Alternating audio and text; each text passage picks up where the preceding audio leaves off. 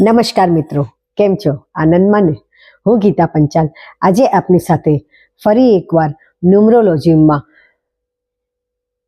એક નવા અંકની વાત કરું છું, એટલે કે નંબર 6. નંબર 6 એટલે કે શુક્ર, વિનસ, જેની જન્મ તારીખ જે 6 નંબર, 6, 15 અને 24, એ લોકોને આ ગ્રહ એમનો અધિપતિ થાય છે અને આ ગ્રહના શું શું અસર થાય છે એના વિશે હું આજે વાત કરું છું. મિત્રો, આપ સૌ મારી ચેનલને લાઈક કરી રહ્યા છો, શેર કરી રહ્યા છો અને સબસ્ક્રાઇબ કરી રહ્યા છો, એના માટે હું તમારા સૌની ખૂબ ખૂબ આભારી છું. મિત્રો, આભાર માનવો જીવનમાં ખૂબ જરૂરી છે. ભગવાને શ્રી કૃષ્ણએ ગીતામાં પણ અર્જુનને કીધું છે વારંવાર કે તું કૃતજ્ઞ બન, તું આભારી થા, તારી પાસે શું શું છું એના માટે તું આભારી બન. તો મિત્રો, આજે હું પણ તમે બધા જે મને આટલા પ્રેમથી સ્વીકારી રહ્યા છો, મારા વિડીયોને પસંદ કરી રહ્યા છો, એના માટે હું આપ સૌની ખૂબ ખૂબ આભારી છું. તો વધુ સમય ન લેતા આ શુક્રનું જે લોકોના જન્મ તારીખ 6 છે, 15 છે અને 24 છે, એ લોકોનું વ્યક્તિત્વ કેવું છે, એ લોકોના ગુણ શું છે અને એ લોકોમાં શું શું ખામી છે એના વિશે હું તમને વાત કરું છું. તો આપણે ધ્યાનથી સાંભળીશું અને વિડીયો ગમે તો લાઈક કરજો, શેર કરજો અને સબસ્ક્રાઇબ કરજો મારી ચેનલને. ચલો તો શરૂ કરીએ છીએ નંબર 6 એટલે કે શુક્રની વાત. નમસ્કાર મિત્રો, આપણે મેં જે આજે વાત કરી કે જેમની જન્મ તારીખ છે 6, 15 અને 24, એમનું અધિપતિ ગ્રહ છે શુક્ર. તો આજે હું તમને શુક્ર વિશે વાત કરું છું. એમનું વ્યક્તિત્વ કેવું છે, એમના ગુણ શું છે, એમાં શું શું ખામી છે. આમ તો એ લોકોનું વ્યક્તિત્વ એકદમ સરળ, પ્રેમાળ અને જવાબદારી ઉપાડનાર છે. મિત્રો, એ લોકો ખૂબ એક મજબૂત પાયા સમાન હોય છે. તમારા જીવનમાં જો એ લોકો છે તો એક મજબૂત સ્તંભ તરીકે રહે છે. આ 6 નંબર વાળાઓ પોતાની આસપાસ જેટલા પણ પોતાના પરિવારના છે એના માટે એ લોકો ખૂબ જવાબદાર રહે છે, પ્રોટેક્ટિવ રહે છે અને પ્રેમાળ રહે છે. આ લોકો કેવા છે? એક સારા મિત્ર છે. કોઈ પણ મિત્ર માટે એ લોકો ઢાલ સમાન હોય છે. મિત્રને કોઈ પણ મુશ્કેલી પડે કે કોઈને પણ પરિવારમાં મુશ્કેલી પડે તો સૌથી પહેલા એ આગળ આવી અને ઊભા રહે છે અને મુશ્કેલીનો હલ કરનારા હોય છે. એટલે એ લોકો હીલર હોય છે. એટલે કોઈ પણ વસ્તુને એ લોકો પોતાની રીતે એનો ઉકેલ લાવનારા હોય છે. મિત્રો, જ્યારે આપણે ઘણી વાર જોઈએ છે કે કોઈ આપણી આગળ કોઈ વાત કરે અને આપણે એને સાંભળીએ તો આપણે દરેક વખતે એને ઉકેલ નથી બતાવી શકતા, પણ આ લોકો કેવા હોય છે? એક સારા ઉકેલ લાવનાર હોય છે. કોઈ પણ પરિસ્થિતિનો એ હલ કરનારા હોય છે. એટલે એ લોકોને હીલર કહી શકાય છે, ઉપચારક કહી શકીએ છીએ. અને એ લોકો ઘાને રૂઝવનારો છે. તમારા દુઃખને એ લોકો પૂર્ણ પ્રયત્નથી દુઃખને દૂર કરનારો છે. ખાલી દુઃખ સાંભળીને બેસતા નથી, તમને આશ્વાસન નથી આપતા, પણ એ દુઃખને કેમ દૂર કરવું એના વિશે વાત કરે છે. આવા લોકો કેવા છે?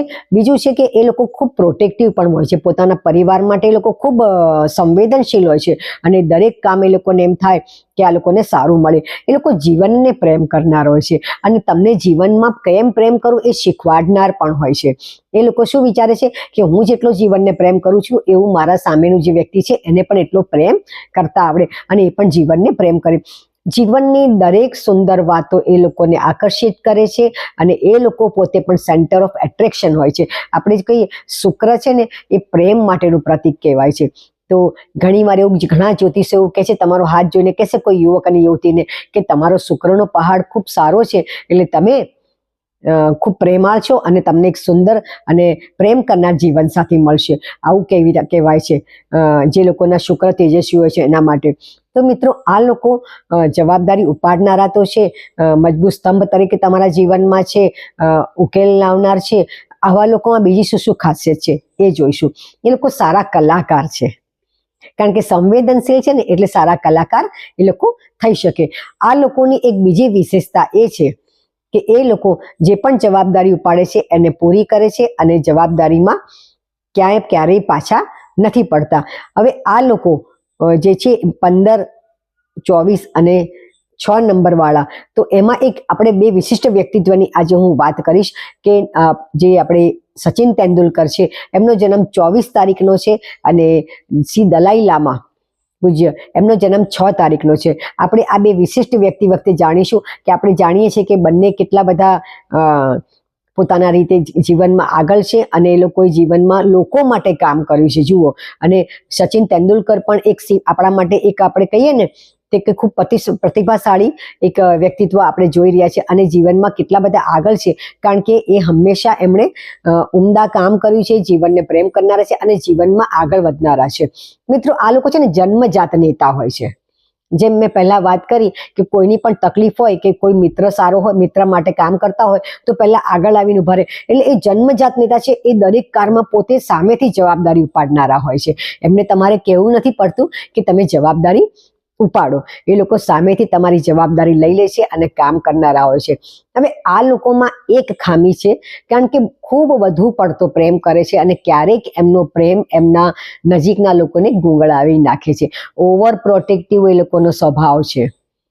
જો આમાં, કારણ કે ગુણ હોય ને તો દોષ પણ કોઈ હોય છે. એટલે ક્યારેક તમારો સ્વભાવ, જો આ બહુ પ્રેમનો સ્વભાવ છે, એ ઓવર પ્રોટેક્ટિવ થઈ જાય તો પણ લોકોને નુકસાન કરે છે. લોકોની આજુબાજુના લોકો ગુંગળાઈ જાય છે. એ દરેક વસ્તુ પોતે જ પોતાની રીતે કરવા માંગે છે. જ્યારે વધુ પડતું આ વસ્તુને જો તમે ઉપયોગ થાય તો એ લોકો એમ થાય છે કે બધું હું જ કરી નાખું તારા માટે, સામેવાળી વ્યક્તિને કશું કરવા દેતા નથી અને આમ એ લોકોને શું કહીએ કે એના માટે નિરાશા ઉત્પન્ન કરે છે. તો આ પણ છે, ક્યારેક વધુ પડતો પ્રેમ પણ માણસને ગુંગળાવી નાખે છે, તો એ એને નથી કરવાનું. આ લોકો હીલર છે, સારા. એ લોકો પાસે દરેક ઉપાય છે, દરેક વસ્તુનું સારી રીતે સોલ્યુશન લાવી શકે એવા છે. એ વસ્તુ સાચી છે, પણ દરેક બાબતમાં જો એ પોતાના બાળકો છે કે એને ખીલવા નહીં દે તો એ ખીલી નહીં શકે. ખીલવા હશે ને તો ખીલવું પડશે, આપણામાં એવું કહેવાય છે. જો ફૂલને પણ ખીલવું હોય ને તો એને જાતે ખોલવું પડે છે, એને કોઈ બીજું ખોલી શકતું નથી. એટલે એને થોડુંક પોતાના બાળકો છે, પોતાની પત્ની છે કે પોતાનો પતિ છે, એને જાતે નિર્ણય લેવા માટે તૈયાર કરવા પડશે અને એને ત્યાં આગળ એને અવરોધ બનીને પોતે ઊભા નહીં રહેવું પડે કે બધે હું જ આ કામ કરું, બીજું પણ બીજાને આગળ વધવા માટે કામ કરવા દેવું પડશે. હવે આ લોકોનો વ્યવસાય એ લોકો કયો કરે તો સારું છે? જો જેમ કે મેં કીધું, લોકો સારા હીલર છે, ઉપચારક છે, તો એ લોકો સારા થેરાપિસ્ટ બની શકે છે, ડોક્ટર બની શકે છે. અને સંભાળ લેનાર છે, કેરિંગ છે, એટલે લોકો સારા ટીચર પણ અવશ્ય બને છે. અને જીવનનો મર્મ એ લોકો સારી રીતે સમજાવી શકે છે, કારણ કે જીવનને લોકો બહુ સારી રીતે જાણે છે અને જીવન માટે, જીવનને પ્રેમ કરે છે. એટલે જીવનને કેવી રીતે સુંદર બનાવવું એમની પાસે ખૂબ આગવી એક એમની ઓળખ છે. અને ત્રીજું, એ લોકો સારા કલાકાર બની શકે છે. કેમ? કારણ કે એ લોકો પોતે સંવેદનશીલ છે અને દરેક સંવેદનશીલ માણસને સારી રીતે કલાકારી કરી શકે એવી એમની પ્રતિભા હોય છે. તો આમ નંબર 6 છે, એની આ એક વિશિષ્ટ ભૂમિકા છે. અને બધી વાત છે પ્રેમ આગળ શરૂ થાય અને પ્રેમ આગળ પૂર્ણ થાય. એમના માટે જીવનમાં પ્રેમ ખૂબ મહત્વનો છે. મિત્રો જુઓ, દરેક વસ્તુનું આપણે ગુણધર્મ જાણીએ છીએ. આપણે અત્યાર સુધીમાં 1 થી 5ના ગુણધર્મ ચાલ્યા. 1 એટલે કે સૂર્ય, 2 એટલે કે ચંદ્ર, 3 એટલે કે ગુરુ, 4 એટલે કે રાહુ અને 5 એટલે કે બુધ. આપણે આ વિશે જાણ્યું. આજે હું તમને 5 ને 1 6 એટલે કે શુક્ર વિશે વાત કરું છું. ન્યુમરોલોજીમાં હું 1 થી 9 સુધી લઈ જવાની હતી. મેં આપને વાત કરી કે દરેક અંક વિશે હું આપને વાત કરીશ. તો મિત્રો, આપ જોતા રહેશો. અને હા, દરેકની જે હું વિશેષતાની વાત કરું છું, તો તમારે જો તમારો જન્મ તારીખનો 6 આંક આવે છે સરવાળો, તો ચોક્કસ તમારામાં પણ આ બધા વિશેષતા અને ગુણ હોઈ શકે છે અને હોય જ. પણ આપણે શું છે, ઘણીવાર આપણી આસપાસની વસ્તુઓનું ધ્યાન નથી રાખતા. આપણી પાસે શું છે, આપણી અંદર શું છે, એ જોવાનું બંધ કર્યું છે ત્યારે, અને આપણે બાહ્ય દ્રષ્ટિ વધારે ખુલ્લી રાખીએ છીએ ત્યારે આપણને આપણા ગુણ કે અવગુણ બંનેમાંથી એકે દેખાતા નથી, કારણ કે આપણને બહાર જોવાની બહુ આદત પડી ગઈ છે. ક્યારેક જીવનમાં રોજ એક 10 મિનિટનો ટાઈમ કાઢી પોતાની અંદર ઝાંકવું જોઈએ, 10 મિનિટ મેડિટેશન કરવું જોઈએ, 10 મિનિટ પોતાના દિવસનો અભ્યાસ કરવો જોઈએ કે આખા દિવસ દરમિયાન એ શું કરે છે, પોતાનો સમય કેવી રીતે પસાર કરે છે અને કેટલો સમય એણે યોગ્ય કામમાં વિતાવ્યો અને કેટલો સમય એણે વેડફ્યો. જો એવું દરેક વ્યક્તિ ધ્યાન રાખવા માંડે તો પોતાના જીવનમાં ચોક્કસ સફળતા મેળવી શકે. જીવનમાં જે માંગે છે, જે ઈચ્છે છે તે પણ મેળવી શકે. તો મિત્રો, મારી વાત આપને જો ગમી હોય તો મારા વિડીયોને લાઈક કરજો, શેર કરજો અને સબસ્ક્રાઇબ કરજો મારી ચેનલને. અને હા, તમે લોકો જે મને પ્રેમ આપી રહ્યા છો એના માટે હું આપ સૌની ખૂબ ખૂબ આભારી છું. મિત્રો, જીવનમાં આભારનું જેમ પ્રેમનું મહત્વ છે, એમ આભાર એટલે કે કૃતજ્ઞ બનવાનું પણ એક મહત્વ છે. ગીતાના 2જા અધ્યાયમાં પણ શ્રી કૃષ્ણએ અર્જુનને આ જ કીધું કે તું કૃતજ્ઞ બન. તારી આસપાસ જે છે, તારી પાસે જે વિદ્યા છે, એના માટે તું આભારી બન.